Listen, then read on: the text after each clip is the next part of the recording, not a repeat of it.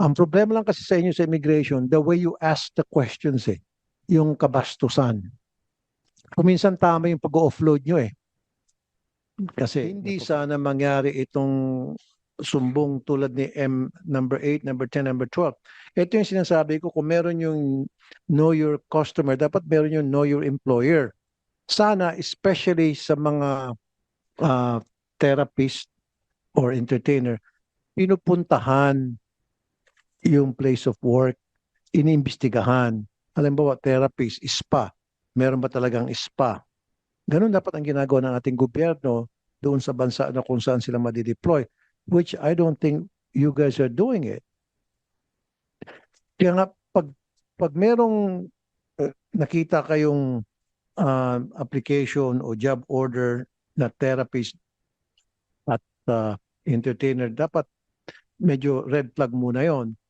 Iimbestigahan nyo thoroughly. Pero marami nakakalusot Now, mamaya ko na muna, immigration. Meron ba tayong taga-immigration dito?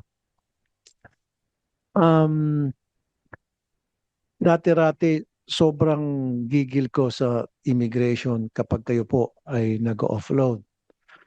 Now, nakikita ko, meron din dahilan kung bakit kailangan nyo talaga mag-offload. Siguro kailangan nyo ng training, seminar, mag-usap-usap kayo na iyakat. Ano nyo ma-profile, ma-identify yung mga workers natin na pupunta sa abroad na most likely mata-traffic, nandiyan na nga yung pag-spa and then pag-entertainers. Ang problema lang kasi sa inyo sa immigration, the way you ask the questions yung kabastusan. Kuminsan tama yung pag-offload nyo kasi napo-profile nyo talaga. Pero yung bastos ng pagtatanong, siguro ayusin yung pagtatanong ninyo. Now, my question to you, Attorney Arnulfo Maminta, ano po yung katungkulan niyo sa immigration? Good morning, Mr. Chair. Ako po ay isang legal officer, Attorney 3 sa Legal Division ng Bureau of Immigration. Paano po ba profile ang isang kababayan natin na gusto mag-abroad at na sa tingin ninyo ito ay mata-traffic? How do you conduct the interview? Mr. Chair, together with the DOJ IACAT, the frontliner sa Bureau of Immigration is a special unit called the IPROBes. I-probes. Opo. Immigration Protection Border Enforcement Unit, section po. Previously, small unit lang under the Intel Division. Now, sometime 2023, ginawa na pong section.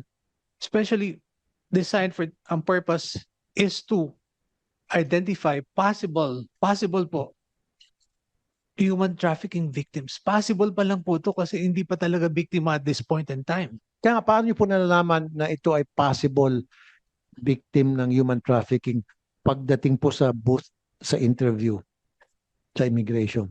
The process po is that we have to bring them to a secondary interview.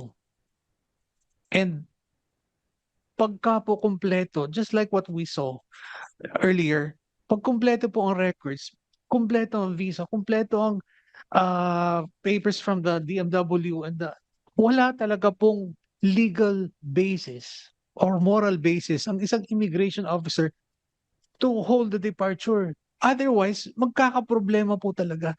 I have to be very emotional on this part because my wife is an immigration officer and she is now the head of the IPROBes. I have to tell you this, mahirap po ang trabaho. Mahirap po ang trabaho na ng ginagawa nila. Hindi po. The stress that they encounter every day is so much so na naapektuhan po talagang tao. But believe me, Your Honor, we're doing our best. Okay, I understand, Attorney Maminta, you being emotional. I can follow you.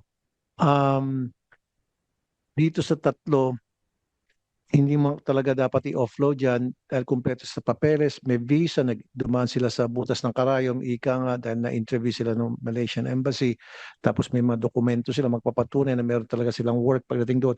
Doon sa mga tourist, how do you deal with that?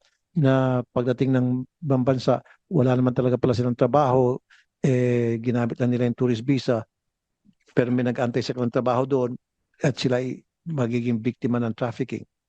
How do you determine that? Paano niyo po na-profile yun? Mostly, we target them through inconsistencies in the questioning. They are really trained. In fact, meron nga po kami biro sa pagpasok pa lang ng airport, amoy na ng mga immigration officers na veterano itong mga possible victims na to. In fact, there were times na marami po talagang scheme na ginagawa sila. That's why you are correct. We have to really be on our toes and continuous training and education on the part of the immigration people po. Sige. Babalik ako ngayon sa DMW and then CICC. CICC, you will be playing an important role dito sa pagsugpo ng human trafficking using social media. Anong monitoring ang ginagawa ninyo? Tulad nito, I'll give you an example. Ang dami Ang dami nito. Magbabasa lang ako ng ilang example. Bukod pa yun sa kanila, itong MBF Pro, ito yung ano to? Pino Recruiter in Light Immigration Consultant Incorporated. Saima Jahan Isam Recruiter, S3 Human Resources Consultancy, Mr. Better Life in Russia, Philippine International Recruitment Agency, Eagle Recruitment, New Zealand, Ministry of Helpers, Key Dreamers Korean Training, Kanghan Philippines, One Manpower. Come on, DMW, wake up. And CICC. Dapat nagmo-monitor kayo dito sa social media kasi karamihan sa kanila mga fly-by-night and then not licensed. I want these agencies na binanggit ko, I want this takedown right here, right now, today, yesterday. I'm very dead serious because na-check na namin mga fly-by-night to. Kung hindi pala sila nagsumbong sa amin, nag-check agad kami, hindi nyo pala ma-check. Dami na nabiktima siguro to, DMW. What do you think? Yes, we agree, Mr. Chair. In fact, as early as 2020, Mr. Chair, we have a memorandum of agreement with Meta, yung sa Facebook po ito, and TikTok, no? 2023 po yung ating collaborative efforts with these online platforms to actively take down all these illegal posts po. Meron tayong tinatawag na online surveillance sa migrant workers protection ng ating Department of Migrant Workers. And for 2026 alone, Mr. Chair, 11,722 po ang nirequest ng ating ahensya to take down sa Meta sa Facebook lamang. Kasama po siguro yung mga nabanggit po ninyo. At 10,561 po ang na-deactivate na natin. 10,561. And since we started since 2020, 137,902. 137,900. Okay, makasingit. Tama lang kasi trabaho nyo naman talaga yan eh. Apo. Kahit nasabi mo 1 million, 1 billion, 1 trillion, I'm just being sarcastic. Hindi ako matutuwa dahil trabaho niya yan eh. Ang sa akin, dapat daily. Kasi ito, ilang linggo na eh. Nakapost dyan eh. Di ba? Daily. Kayo nag-check. And daily kayo naglilinis ng mga illegal recruiter dyan sa Facebook.